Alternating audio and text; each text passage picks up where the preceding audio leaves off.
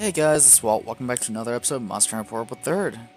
This time, we're going to take on a new monster. One that resides in the tundra. Which is very different from what we've been fighting. At least in terms of biome, anyway. So, may as well go ahead and fight it. Snowbound Slicer. If only. Snowbound Slicer, that's ridiculous.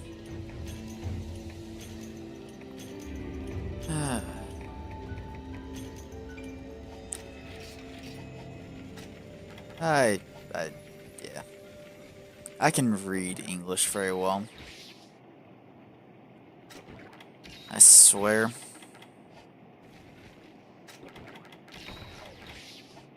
Of course, that awkward moment where you just basically stand in base camp drinking like all the drinks. Honestly. I don't see how the hunters can really drink as much as they do.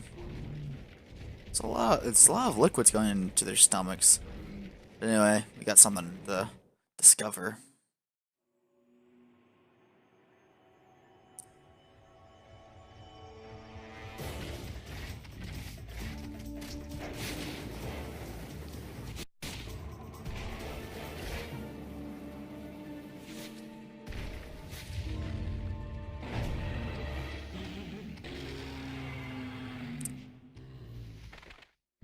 Okay, the Lagambi.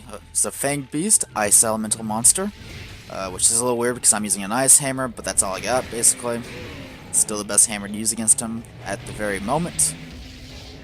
You'll notice the spy type is very similar to the Arzuros. He shares a couple attacks. Like, anything involving claws, Lagambi's probably got it. At least with the side swipes. But the main difference between Lagambi and Arzuros, Lagambi slides around like a race car driver that just wants to drift everywhere. May have also noticed that Lagambi uses ice attacks to, well, these will obviously do ice damage. And like most of the elements in this game, it also has a specific blight associated. Ooh, that was lucky. A specific blight associated with it, which is Ice Blight. Ice Blight is very similar to Water Blight, except instead of slowing down your stamina recovery, it actually speeds up your stamina usage. So, it's pretty rough. Especially if you're someone that depends on stamina, like bow users or dual blade users, you know. Don't be expecting to use stamina much. Also, that might only barely miss.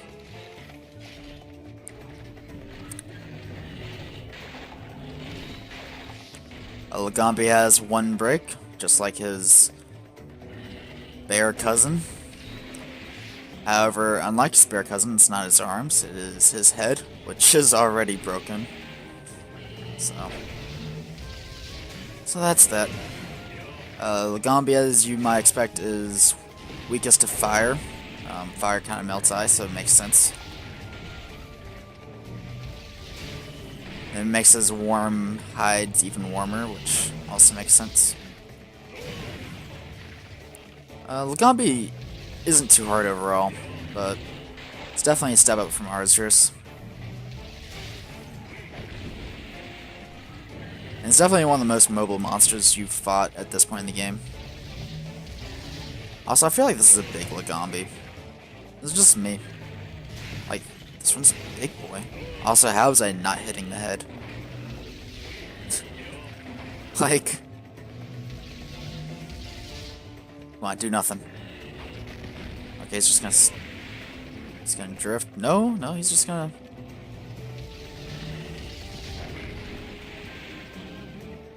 What you doing?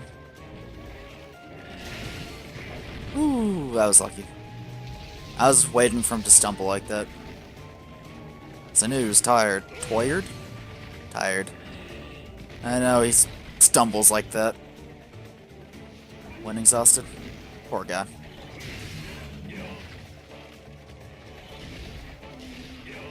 And again, blunt force trauma really isn't good for you.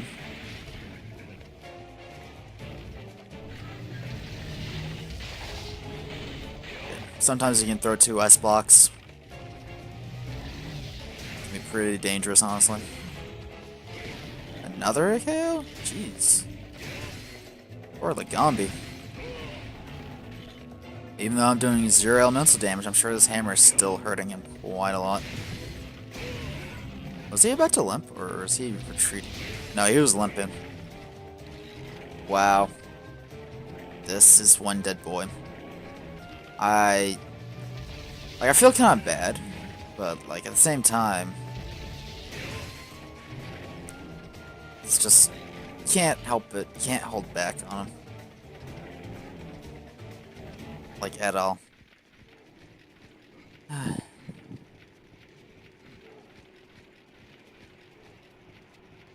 Guess I better.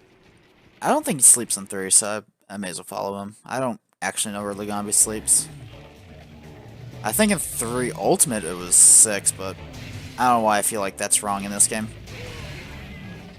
Because some information about 3 Ultimate is wrong for Portable Third, so they change things up every now and then, which makes finding stuff about Portable Third, which is a Japanese exclusive Monster Hunter, kind of difficult. Not to mention Monster Hunter didn't really start taking off in the West until 3 Ultimate, so it's a lot easier finding 3 Ultimate information than Portable Third information.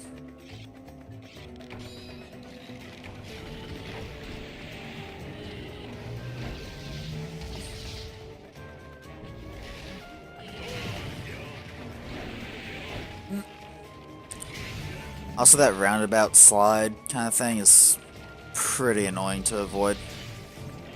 Like, because it just covers so much of his body. Like, actually, you're not even safe behind him. I was about to say the only place you're safe is behind him, but like, do you mind? Thank you. Do you mind?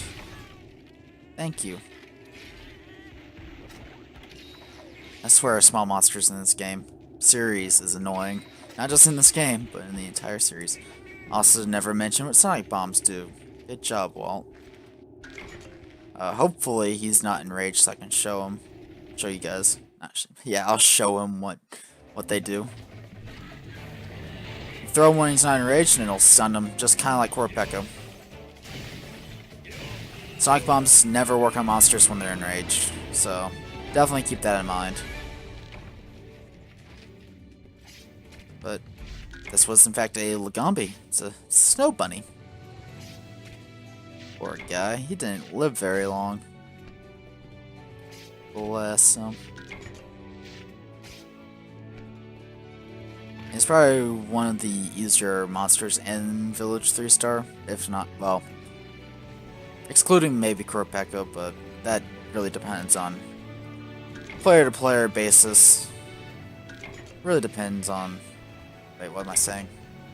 Words. Basically, he's probably one of the easiest monsters in 3-star.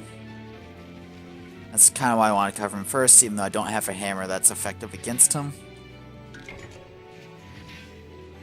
I was thinking about doing Royal Ludroth next after this guy, since Barroth is, in my opinion, tougher than Royal Ludroth. However, since I have a Hot Spring quest with Royal Ludroth in it, I'd rather save that for the same episode, and I'd rather use an effective hammer. So, I think next episode I'm going to take on the Barroth. That's what I'm thinking, anyway. However, for defeating Legambi, we get Pelt, some ears, and Plastron. It's weird that I didn't get an ear from breaking his ear. But I got from the quest reward, so it's all okay. So.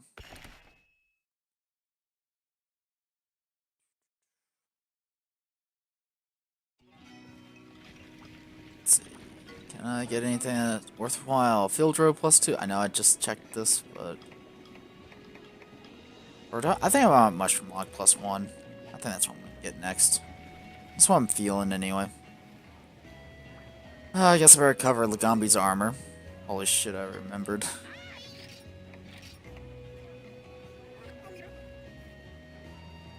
So Legambi armor has a very Arctic feel to it, as you'd expect from an Arctic monster.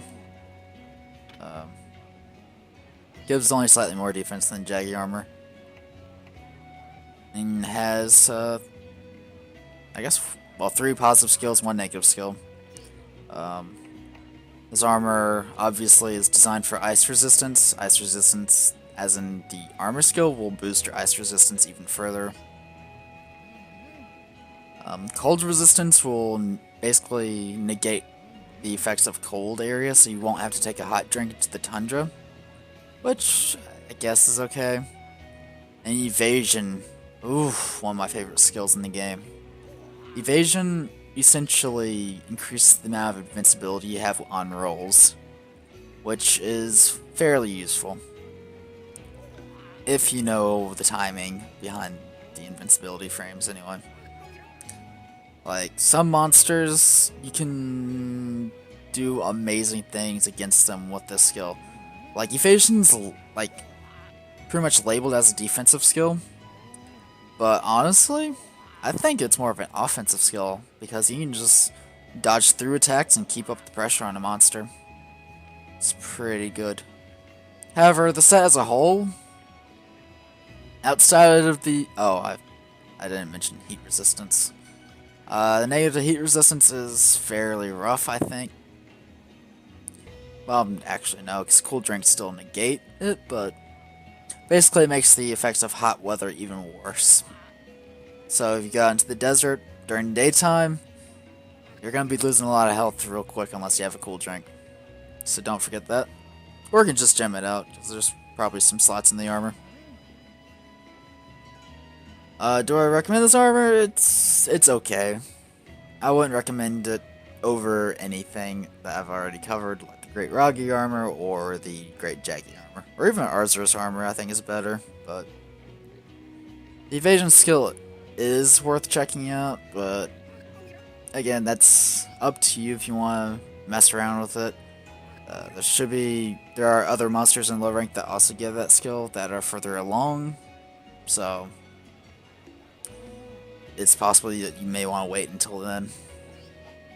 Now, something else I'd like to do while we're here is upgrade my armor, because I have not upgraded it at all. And that Korpeko last episode really hurt me.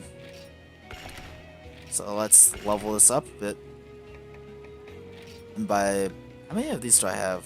A lot, so I can just do this without caring. Now, you may notice that I can only do this 3 times per piece, because I need some green thing. This green thing is an Armor Sphere Plus, which you get later in the game. It's basically a higher level Armor Sphere.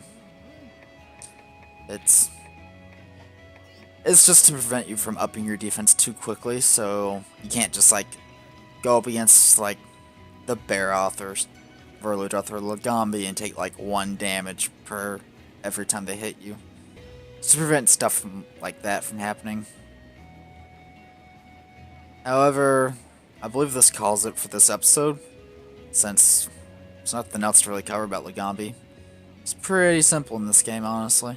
Which he does get more complex as you go through the series, but in Portable Third, he's a pretty simple boy that likes chucking ice and drifting around them corners.